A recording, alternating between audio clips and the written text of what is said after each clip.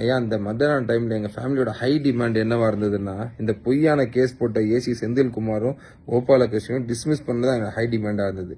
அது 100% பொய்யான போடப்பட்ட பிசிஆர் கேஸ் தெரிஞ்சும் எதுக்கு சஸ்பெண்ட் பண்ணுறாங்கன்னு எங்களுக்கு தெரியல. அந்த டைமில் மட்டும் அவங்களை டிஸ்மிஸ் பண்ணியிருந்தாங்கன்னா கண்டிப்பாக இப்போ நடந்திருக்க இந்த அஜித் குமாரோட லாக்அப் டெத்தை 100% நம்ம தவிர்த்துருக்கலாம்யா. இந்த வீடியோ மூலியமா மெயின் கோரிக்கை என்னன்னாயா, அந்த 5 அதிகாரிகளையும் கண்டிப்பாக டிஸ்மிஸ் பண்ணணும். சஸ்பெண்ட் பண்ணுறது ஒரு பெரிய இம்பேக்டே இருக்காதுங்க. ஒரு ஒரு உயிர் சேதம் இல்லாத வரைக்கும் ஒரு சின்ன தவறு செய்யறதுனால சஸ்பெண்ட் பண்றது ஓகே. ஆனா அவங்க பண்ற அந்த தவறுனால உயிர் சேதம், மர்டர், டெத் வரைக்கும் போனதுனால அதுக்கப்புறம் அவங்க சஸ்பெண்ட் பண்றது அந்த ஃபேமிலிக்கு நம்ம கொடுக்க நியாயமா தெரியாது. கண்டிப்பா அந்த 5 பேரையும் நம்ம டிஸ்மிஸ் பண்ணாதான் வந்துட்டு அந்த ஃபேமிலிக்கு ஒரு டெம்பரரி ஒரு ஜஸ்டிஸ் ஆகுது நம்ம அரசு மூலியமா நம்ம கொடுத்த மாதிரி இருக்கும். இந்த வழியெல்லாம் வந்துட்டு இந்த ஒரு கடந்த ஒரு 3.5 மாசமா நாங்க அனுபவிச்சுட்டு தான் இருக்கோம். அந்த வழி எப்படி இருக்குன்னு தெரியும். நான், என்னோட அம்மா, தங்கச்சி எல்லாருமே வந்துட்டு கோர்ட்டுக்கு, கேஸுக்கு, போலீஸ் ஸ்டேஷனுக்கு இவ்வளவு செலவு பண்றோம். அந்த வழியெல்லாம் தெரியும். இப்ப இதெல்லாம் திருப்பி இந்த அஜித் குமாரோட ஃபேமிலி திருப்பி அனுபவிக்க போகும்போது யோசிச்சு பார்த்தா ரொம்ப வருத்தமா இருக்குங்க. ஒரு உயிரையும் கொடுத்துட்டு உயிருக்கு அப்புறமா அந்த உயிருக்கு ஒரு நியாயம் கிடைக்கணும்னு ஒரு போராடுறதெல்லாம் வந்துட்டு ஒரு பெரிய விஷயம். இந்த நம்ம தம்பி அஜித்குமாரோட ஃபேமிலியை பார்த்தோன்னா வந்துட்டு ஒரு நார்மல் ஃபேமிலி மாதிரி தான் இருக்காங்க. அவங்க எப்படி இந்த கேஸ் நடத்த போறாங்க, எவ்வளோ தூரத்துக்கு பண்ண போறாங்கன்றதுலாம் ஒரு பெரிய ஒரு கேள்விக்குறியாக தான் இருக்கு.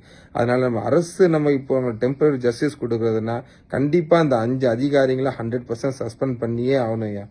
இப்போ நான் வந்துட்டு ஒரு 4 மாசமா இங்கே தான் இருக்கிறேன். நான் சிங்கப்பூர்ல ஒரு சின்ன தொழில் பண்ணிட்டு இருந்தேன். 4 மாசமா என்னோட தொழில் எல்லாம் விட்டுட்டு நான் இங்கே தான் இருக்கேன். ஃபேமிலியோட இங்கே வந்து இருக்கிறேன். இதனால வந்துட்டு என்னோட 2 கடையை நான் க்ளோஸ் பண்ணிட்டேன். அந்த கடையை வித்துட்டு தான் வந்துட்டு இந்த கேஸ் எல்லாம் நடத்திட்டு இருக்கிறேன். இதுக்கு என்னோட கேஸ் பொறுத்த வரைக்கும், அப்பாவோட கேஸ் பொறுத்த வரைக்கும் ஜஸ்டிஸ் கிடைச்சிருச்சுன்னா வந்துட்டு மர்டர் பண்ணதுனால போலீஸ் டிபார்ட்மெண்ட் நல்லா வேலை செய்யறாங்க. அவங்கள வந்து கோர்ட்ல ப்ரொடியூஸ் பண்ணிட்டாங்க. சட்டப்படி என்ன பண்ணணுமோ அது பண்ணிட்டாங்க. ஆனா இந்த மர்டர் ஆனதுக்கு மெயின் காரணமே சிவில் பிரச்சனை தானேயா. அந்த பள்ளிவாசல் இடத்த வந்துட்டு ஆக்கிரமிப்பு பண்ணதுனாலதான் இந்த மர்டரே ஆயிருக்கு. அப்போ அந்த திருப்பி அந்த இடத்த பள்ளிவாசல் கொடுக்கறது தானே ரியல் ஜஸ்டிஸா இருக்கும். 2005 போடப்பட்ட அவங்க போலி பத்திரங்கள் எல்லாம் ரத்து பண்ணாதானே ஒரு ரியல் ஜஸ்டிஸா இருக்கும். எப்படி அவங்கள தேடுறதுக்கு போலீஸ் தனிப்பட அமைச்சாங்களோ அதே மாதிரி என்ன கோரிக்கைன்னா, என்னோட ஃபேமிலி மூலியமா என்ன கோரிக்கைன்னா, அரசு வந்து ஒரு தனிப்பட அமைச்சு அந்த சிவில் பிரச்சனை முடிக்கிறதுக்கு பார்க்கணும். திருப்பி என்னால் கோர்ட்டு கேஸ்ன்னு நான் எவ்வளோ வருஷத்துக்கு அலைஞ்சிட முடியும்.